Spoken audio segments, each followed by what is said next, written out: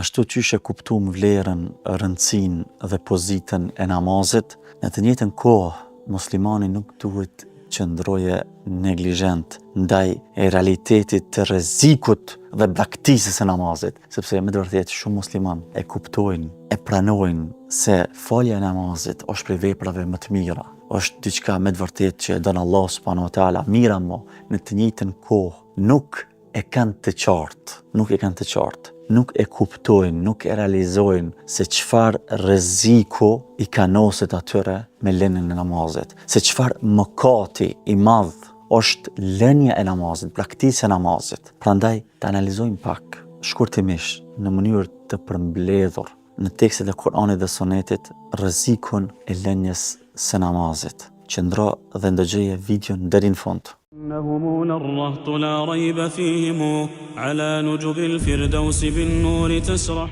Nëse analizojmë tekstet e Kuranit dhe të Sunetit të pejgamberit sallallahu alaihi wasallam dhe nëse shikojmë rregullat e fesë, atëherë dalim në një konkluz me të vërtetë shumë të qartë, shumë të prerë se lënia e namazit është prej mëkateve më gjigante në fenë Allah azza wa jall. Madje dietarët e kanë përmend kur kanë bërë krahasime, kanë thënë se lënia e namazit për shkak rëndësisë që ka në fenë Allah azza wa jall, për shkak pozitës që ka tek Allahu xhelle xhelalu, kanë thënë është më e rëndë se shumë mëkate të mëdha, sikurse pirja e alkoolit është prej mëkateve më të mëdha që dim Ummul Khaba'ith, pejgamberi sallallahu alaihi wasallam ka cilësu si nëna e të këqijave. Kanë thonë është më e rëndë se vjedhja, se bigjozi, se zinaja, edhe pse zinaja është prej gjinave më të mëdha. Dënimi që ka ardhur, që është premtu në fe për ata që bëjnë zina është i tmerrshëm, edhe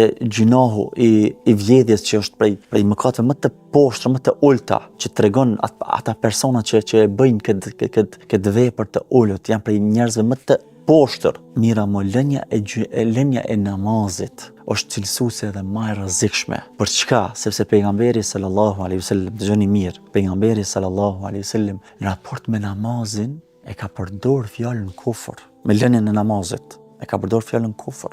Ka thonë el ahd alladhi baynana wa baynahum as-salah faman tarakaha faqad kafar. Me të vërtetë ka thonë pejgamberi sallallahu alaihi wasallam, kontrata mes neve dhe atyre pa besimtarve është namazi. Ai i cili e lën namazin ka bërë kufër, ka bërë mosbesim. Këtu tash dietarët është e vërtetë se kanë pas divergjencë. A është kufër që qet prej fesë apo që nuk qet prej fesë nëse nuk e mohon? Ai i cili e mohon obligueshmërinë e namazit, ai nuk është musliman. Do thonë me ixhma të dietarëve, me konsensus të dietarëve. Amo ai i cili e lën nga përtatësia apo nga dembelia, ama nuk e mohon obligueshmërinë.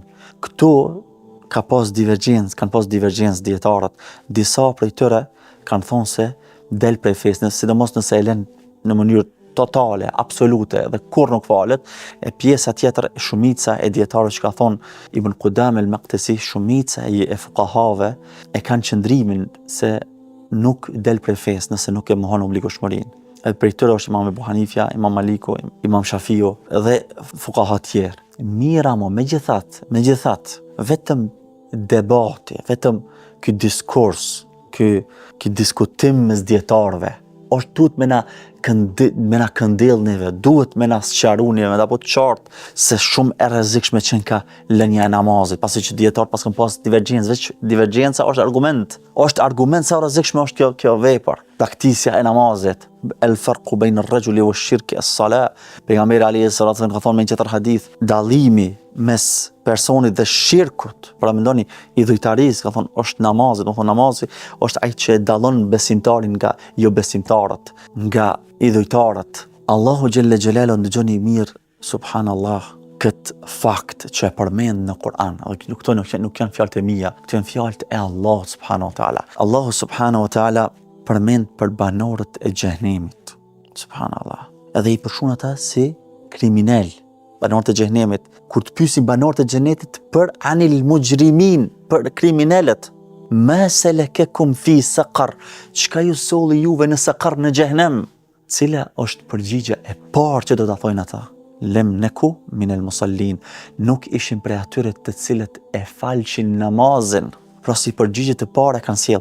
Në videot e kaluar, shikues të nderuar, kemi trajtu vlerën, rëndësinë e namazit dhe i kemi përmend shumë tekste që na tregojnë shpërblimin e madh edhe që na inkurajojnë, që janë motivues për neve. Miramon në të njëjtën kohë si shtylla të këshillimit është po ashtu ta përmendim edhe këtë që përmendim këto, ajo që na frikson nga tekstet e Kuranit dhe Sunetit, sepse kështu arritet balanca dhe kuptimi i plot e realitetit të rëndësisë së namazit. Prandaj duhet jemi vigjilent, duhet kemi kujdes. Allahu Azza wa Jall me një tjetër ajet ka thonë fa khalafa min ba'dihim khalfun adaa'u s-salata wattaba'u ash-shahawat fasawfa yalqawna ghayya. Pas tyre erdhën disa breza që e lanë namazin.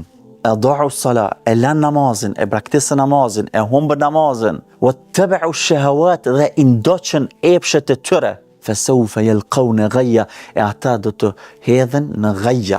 Do ta shpjegoj në fund në çka është ghayya, vetëm se do të ndalem pak edhe çka do të thonë adha'u salah, e humbën namazin.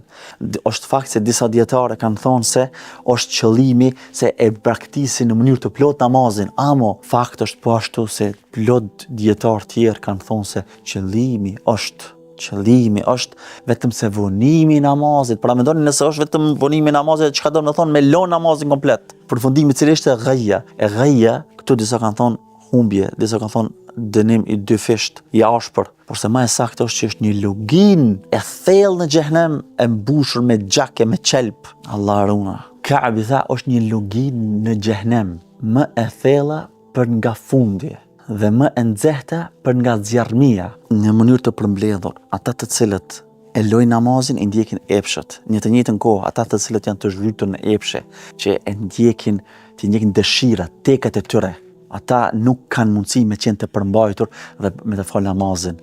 Përgjithëto duhet me fillu me namazin në mënyrë që të rregullohet ky mekanizëm, që të bëhemi të përmbajtur, të disiplinuar dhe kështu t'i luftojmë epshet, ndjekin e epsheve, sepse ata që e lojnë namazin i ndjekin epshet e tyre dhe pastaj epshet e tyre i fusin në mëkate të mëdha, të lloj-llojshme, i fusin në detin e mëkateve.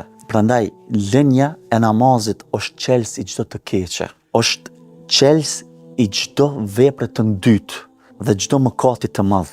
Nëse don çelësin e kundërt të çdo vepre të mire, të mbylljes së çdo vepre të keqe, atëherë sekreti është te namazi. Sekreti është te namazi. Prandaj muslimanët duhet t'i sqarojnë tjerëve rëndësinë e namazit, edhe t'jenë të mëshirshëm me ta, sepse kur ti e këshillon dikë për namaz, atëherë ti je i mëshirshëm me ta, sepse ja do të mirë. Ki dëshirë që ai person mos të dënohet, ki dëshirë që ai person të arrisë shpërblimet më të mëdha dhe gratë më të larta në xhenet. Një diferencim më duhet ta bëj në raport me këtë çështje, që edhe nëse dikush e ka mendimin apo e ndjek se s'ka mendim vet, por se nëse e ndjek mendimin se është mosbesim, nuk i lejohet askujt me i shpall muslimanët në mënyrë specifike si pabesimtar, sepse dëmët janë të pamajshme. Rreziku është katastrofik. Edhe në jetën praktike pastaj ndodhin shumë probleme. Prandaj është shumë e rëndësishme kur është pyet një dietar shumë i mençur, me emrin Muhammad el-Ghazali, kur është pyet cila është dispozita e atij që e braktis namazin, ju është përgjigj me pyetje shumë të bukur, fantastike, fenomenale që duhet ta implementojnë muslimanët. Ka thënë dispozita e tij është që ta marrësh me të në namaz, që ta fal namazin. Në fund, çuçi e kam përmend edhe herën e kaluar, nëse don me qenë dita jote ma e suksesshme, që çdo herë ke me falendëru Allahun subhanahu wa taala për këtë mirësi, për këtë begati, nesja me fal namazin. Ajo ditë në të cilën e ke fillu namazin ka me qenë dita ma e suksesshme e jetës tënde. Në mënyrë koncize, në fund, namazi është çelësi i çdo të mire, i çdo suksesi në këtë botë dhe në ahiret. Lënia apo braktisja e namazit është çelës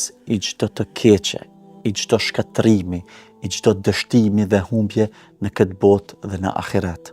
17 rekate ti ka obligu Allahu subhanahu wa taala. 5 namaze fars, nuk arsyetohet dhe nuk justifikohet askush për lënien e tyre në asnjë mënyrë, secili, qoftë i vjetër apo i ri, qoftë vendas apo udhtar, qoftë i smur apo i shëndosh, qoftë në paqe apo në luftë, e kemi obligim namazin farz dhe nuk ka arsyetim, nuk ka justifikim për askënd prej besimtarëve.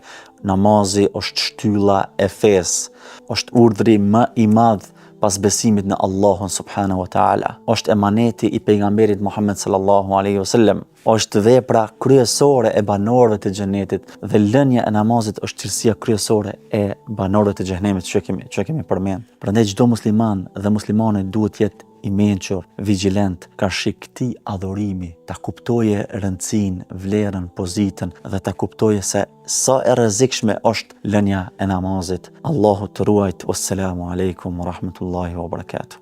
إنهم للرهط لا ريب فيهم على نجب الفردوس بالنور تسرح